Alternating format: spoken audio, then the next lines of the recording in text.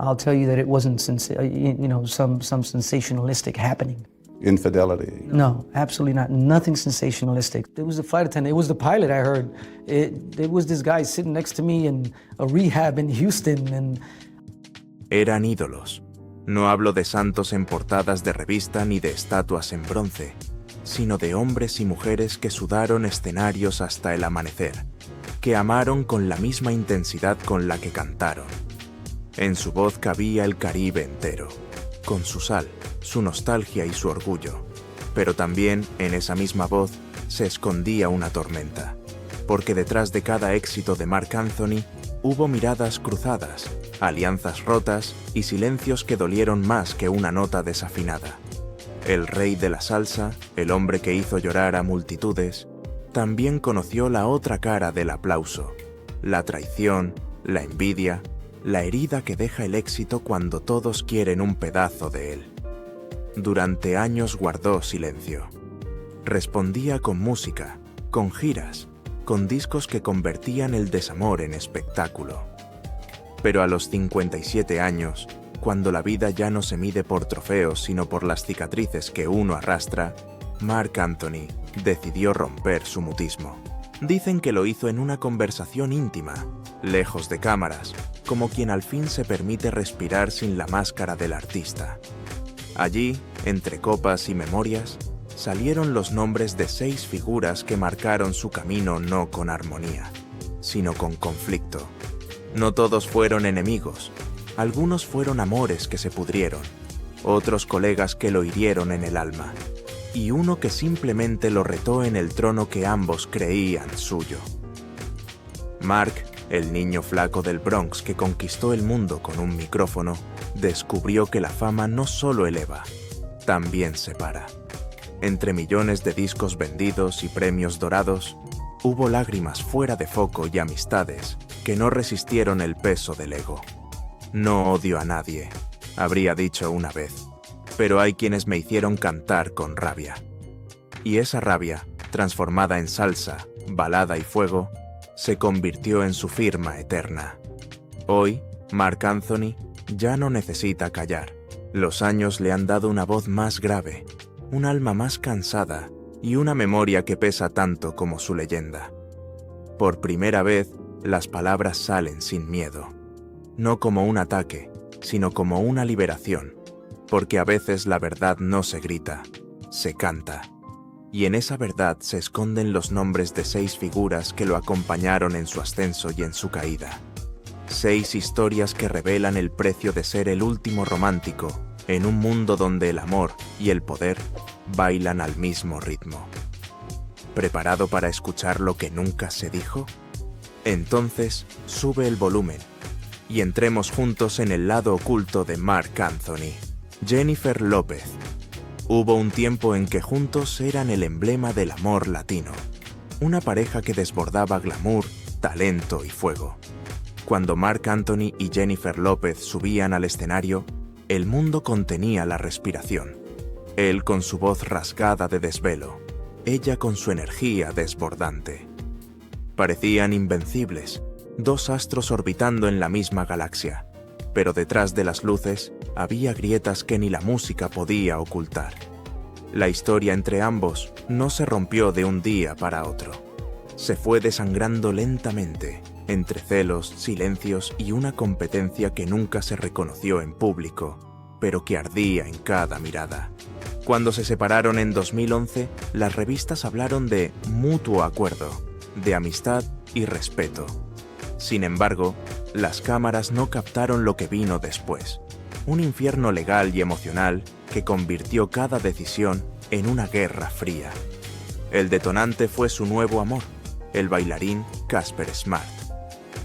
Verlo conducir el Bentley que Marc había regalado a Jennifer fue, según allegados, la gota que derramó el vaso. Lo que antes era ternura se volvió disputa. Marc, que había concedido la custodia principal de los gemelos, Max y M, se retractó y exigió la custodia compartida. En privado, algunos de sus amigos decían que no era por los hijos, sino por el orgullo. Las filtraciones de la época lo describen enfurecido, dolido, traicionado. Us Weekly tituló It's War, y no exageraba. Él quería hacerla sufrir, aseguró una fuente. Jennifer, por su parte, no se quedó callada. Si él quiere pelear, yo estoy lista para aplastarlo, habría dicho entre dientes durante una reunión con sus abogados. La prensa convirtió su intimidad en un espectáculo, y cada titular era una herida más. Pero más allá del escándalo, la fractura fue artística. Ambos habían construido juntos una imagen de pareja perfecta. Discos, giras, un programa de televisión, duetos en español que definieron una era. Cuando esa alianza se rompió, también se quebró un fragmento del imperio de la música latina. En los años siguientes, las ventas de Mark cayeron un 12%, mientras el ascenso de J.Lo en el pop internacional se disparó con Dance Again y su gira mundial de 2012. Era como si el universo se hubiera invertido. Mark no la atacó en público, pero tampoco volvió a pronunciar su nombre con afecto. En entrevistas se limitaba a frases frías, calculadas. Lo nuestro fue hermoso mientras duró. Y sin embargo, en conciertos de madrugada, cuando entonaba "Y hubo alguien" o "Vivir lo nuestro", el público juraba ver en sus ojos un relámpago de rabia contenida. Tal vez no la odiaba. Tal vez simplemente no pudo perdonarla por haberse ido tan pronto, por haberse rehecho tan rápido.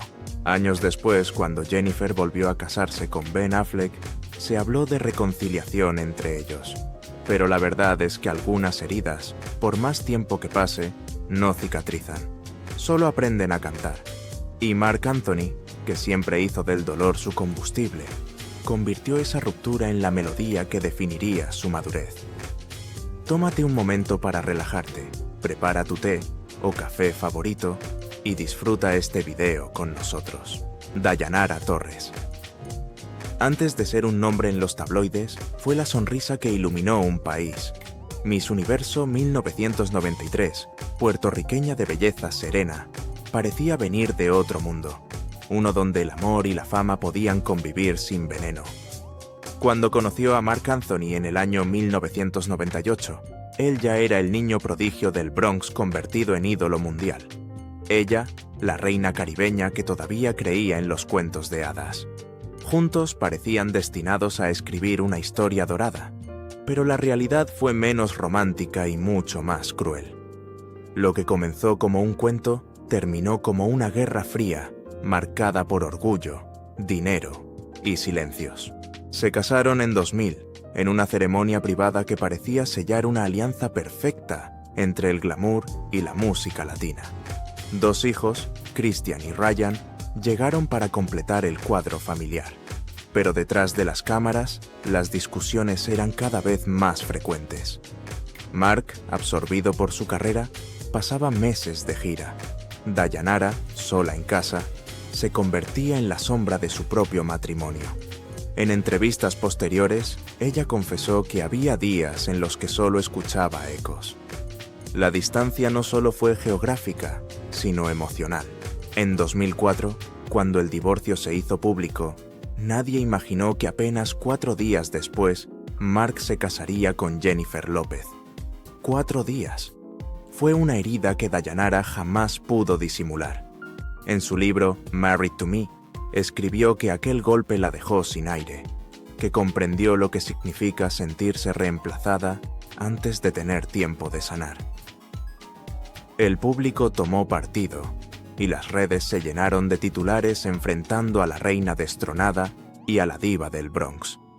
Mientras tanto, Marc guardaba silencio. Un silencio que, para muchos, sonaba a culpa. Los años pasaron, pero las batallas no terminaron. En 2013, Dayanara regresó a los tribunales para exigir un aumento en la pensión alimenticia, de $13,000 a $113,000 al mes. Alegó que Marc ocultaba millones y que ella, junto a sus hijos, llevaba una vida modesta comparada con los lujos de su exmarido. Los documentos judiciales detallan los ingresos de Anthony. Más de $25 millones mensuales entre giras y regalías. El juez falló parcialmente a su favor, duplicando la cifra a $26,800 al mes. Fue una victoria amarga. Había ganado en el papel, pero perdido la paz. Aún así, Dayanara nunca habló con rencor. En una entrevista para People en español, dijo: «No lo odio, pero me dolió que me olvidara tan rápido».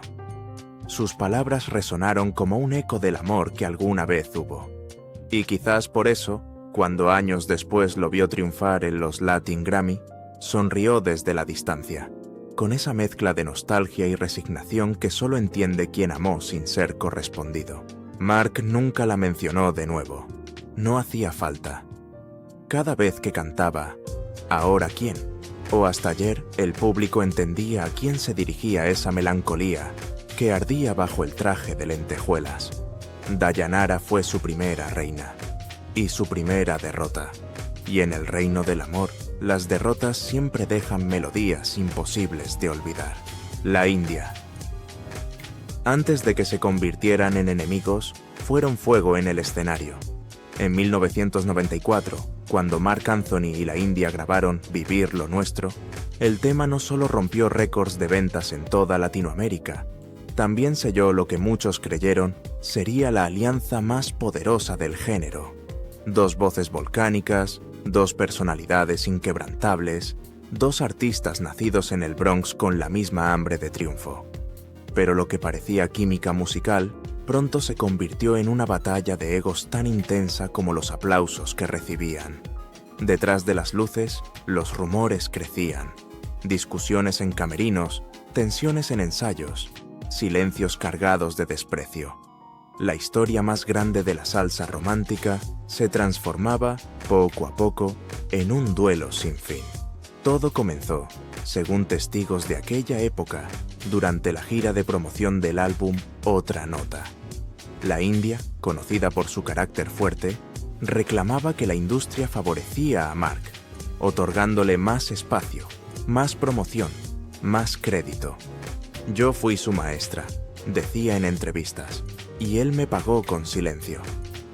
Mark, por su parte, respondía con ironía o con la indiferencia de quien ya sabe que la fama se encarga de ajustar las cuentas. Pero lo que realmente rompió la relación fue una frase pronunciada por él mismo, años después, en un concierto en Colombia. «Grabé esta canción con una mujer rara, muy rara, que no me cae muy bien». El público rió, pero quienes conocían la historia entendieron que no era una broma, era un golpe. La India no tardó en devolverlo. En una entrevista en 2005 declaró: «Que se baje del caballo, que recuerde quién lo ayudó a subir». Era más que una crítica, era un desafío público. A partir de entonces, los dos artistas caminaron por caminos opuestos. Ella siguió explorando la salsa más pura, con letras de empoderamiento y desamor. Él, abrazando el pop y la balada, consolidando su reinado global. Pero el vacío entre ellos nunca dejó de ser tema en los pasillos de la industria. Durante casi 30 años, no cruzaron palabra. Ni una llamada, ni un saludo en premiaciones. Nada. Aún así, el destino parece disfrutar de las ironías. En 2024, cuando los Latin Grammy celebraban su 25 aniversario, Mark y la India fueron anunciados como acto sorpresa.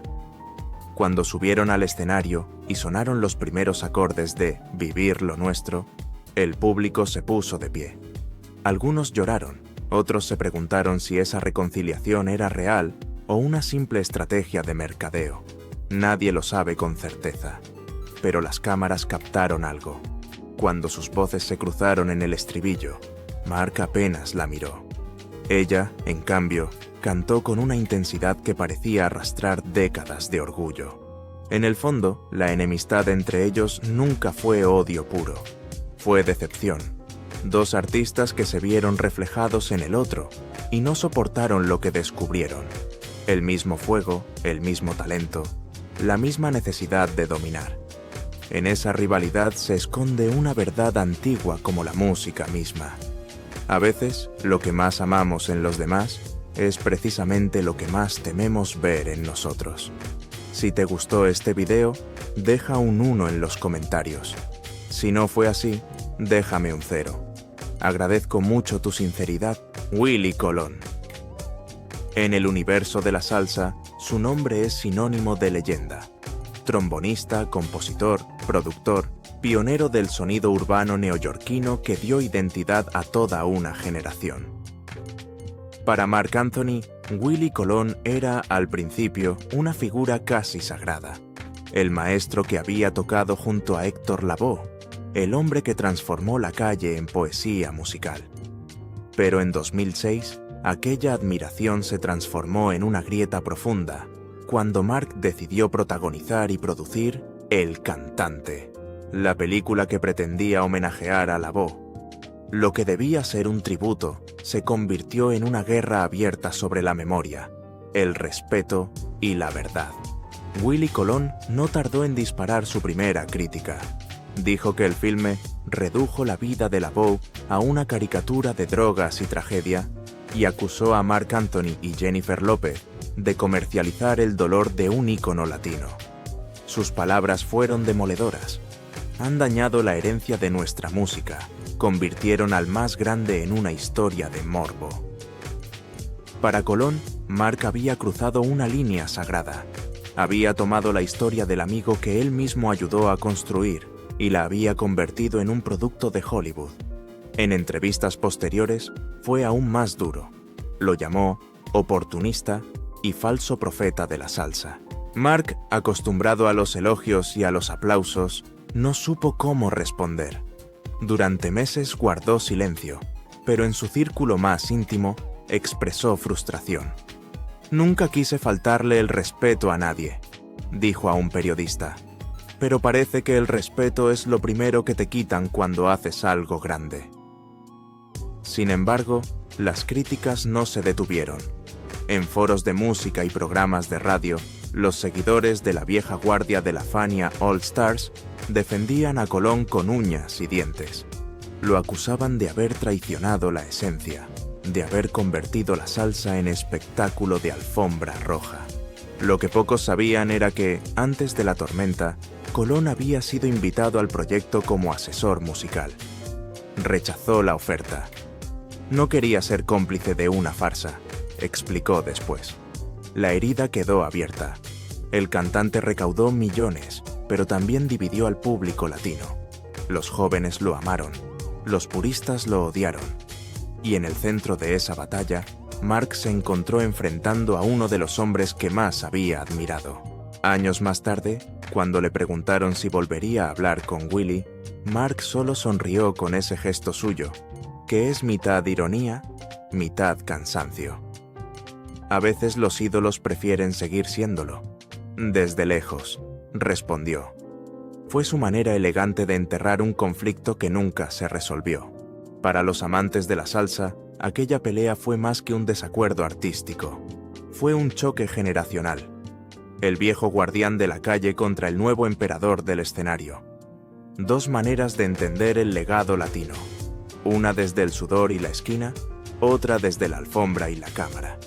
Quizás ambos tenían razón. Quizás ambos olvidaron que detrás de cada trombón y cada micrófono late el mismo corazón caribeño. Pero en esa tensión quedó sellado un capítulo irrepetible de la música latina. Uno que todavía resuena con la misma fuerza que un solo de trombón en plena madrugada. Rubén Blades. Si hay alguien en el mundo de la salsa que representa la inteligencia, la conciencia social y la elegancia del pensamiento latino, ese es Rubén Blades. Actor, político, poeta y músico, fue mucho más que un colega para Marc Anthony. Fue una figura que admiró y temió a la vez.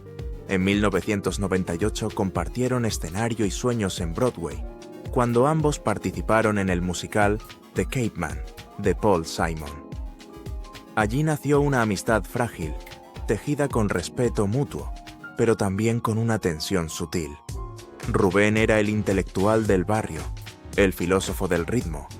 Marc, el intérprete instintivo, el fuego sin cálculo. Y cuando dos maneras tan distintas de entender el arte se rozan, tarde o temprano terminan chocando. El punto de quiebre llegó años después, con El Cantante. La película que Mark produjo para rendir homenaje a Héctor Lavoe no solo despertó la ira de Willy Colón, también encendió la crítica de Rubén Blades.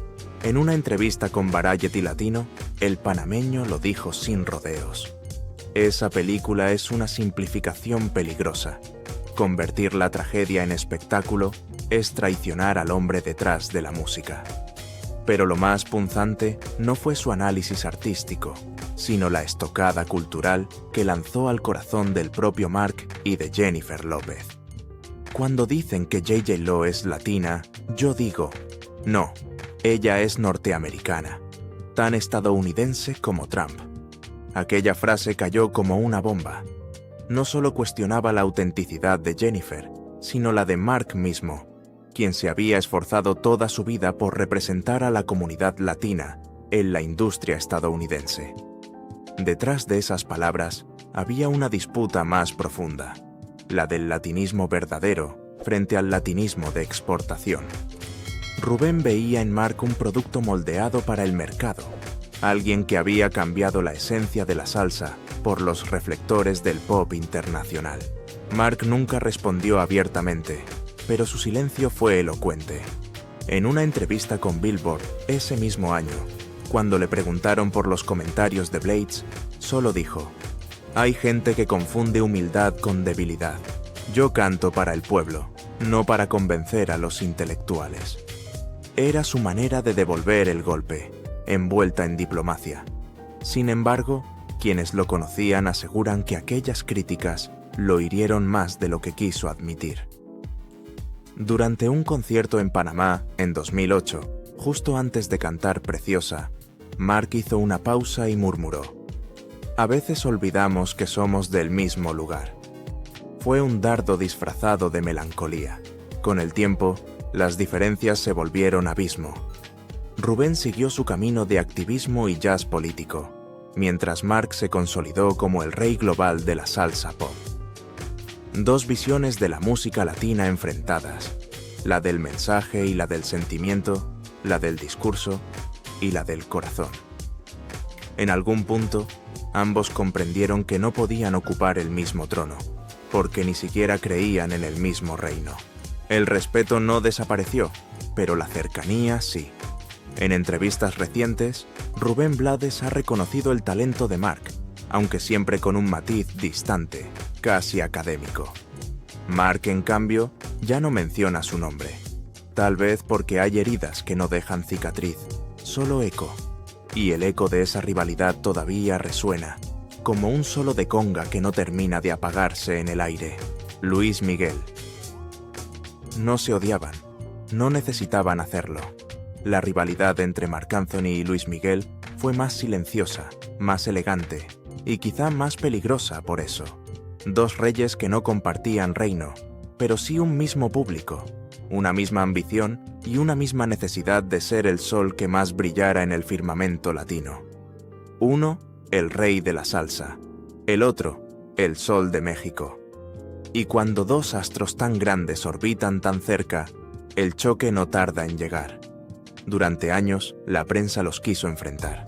Las comparaciones eran inevitables. Mark llenando estadios con sudor y percusión, Luis Miguel seduciendo auditorios con voz de terciopelo y orquesta impecable.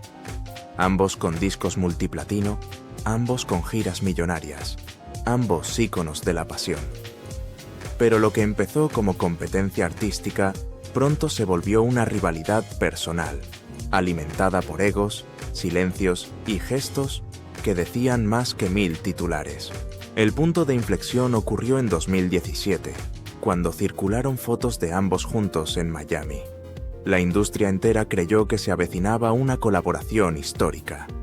People en español tituló: «El Rey y el Sol planean un eclipse musical». Las redes estallaron.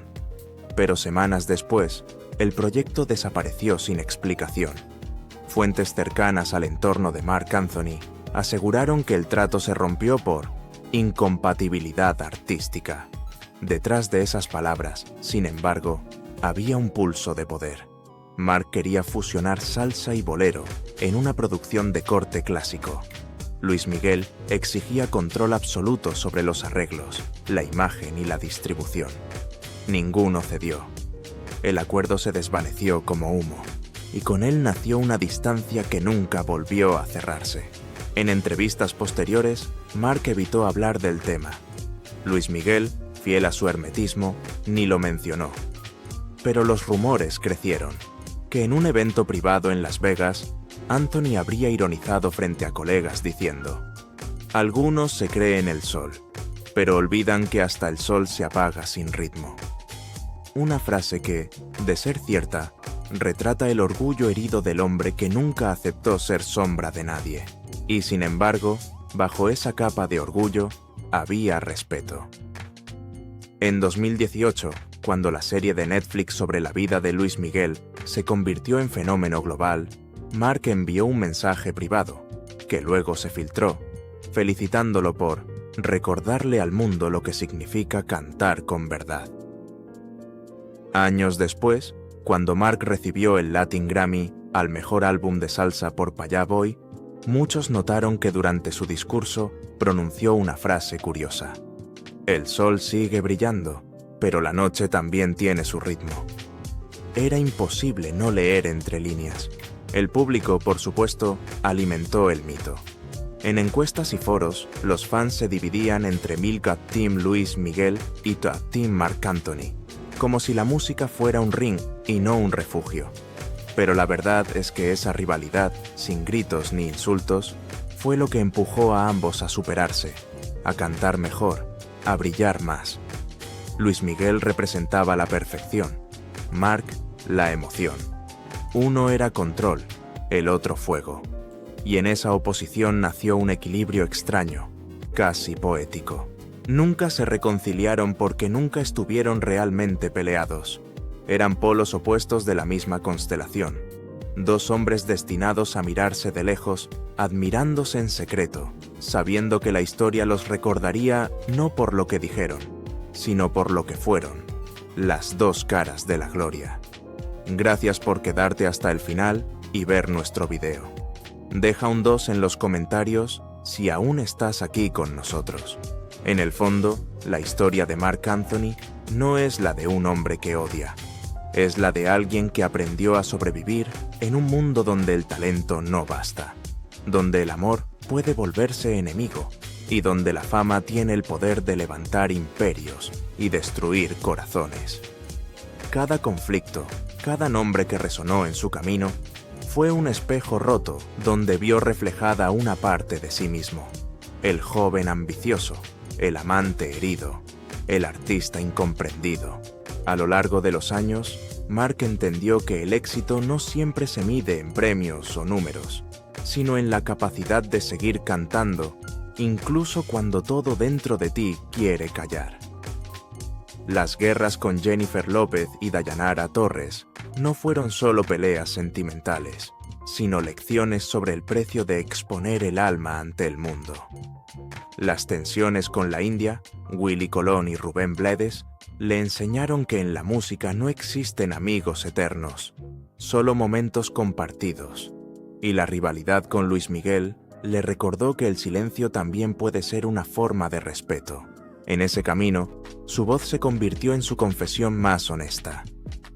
Cada vez que entona «Vivir lo nuestro» o «Ahora quién», parece exorcizar los fantasmas de su pasado, porque detrás del showman imparable, del traje perfecto y de la sonrisa ensayada, hay un hombre que carga con la culpa, el orgullo y la soledad que deja la cima. Un hombre que convirtió la decepción en ritmo y la pérdida en melodía. Hoy, cuando mira atrás, no ve enemigos, ve lecciones. Sabe que cada traición lo endureció, cada ruptura lo hizo más humano, y cada aplauso le recordó lo fugaz que es el amor del público. El tiempo, implacable, lo ha despojado de rencores. A cambio, le ha dejado una serenidad extraña, casi dolorosa. «Lo que viví me dolió», dijo una vez, «pero también me hizo cantar mejor». Marc Anthony sigue siendo un hombre de extremos, entre el lujo y la nostalgia, entre la ovación y el silencio. Pero su legado no pertenece a los tabloides ni a los rumores. pertenece a quienes alguna vez se sintieron rotos y encontraron consuelo en su voz. Porque más allá de las heridas, de los amores perdidos y de los rivales imposibles, hay una verdad que no cambia. El arte de Mark no nace del odio, sino de la herida. Y quizás, en ese dolor compartido, reside su mayor grandeza. Porque mientras muchos buscan reconocimiento, él sigue cantando desde la cicatriz. El hombre que amó demasiado, que perdió demasiado, y que, aún así, sigue llenando escenarios. No para demostrar que es el mejor, sino para recordarse y recordarnos que a veces la música no cura, pero al menos nos enseña a sobrevivir.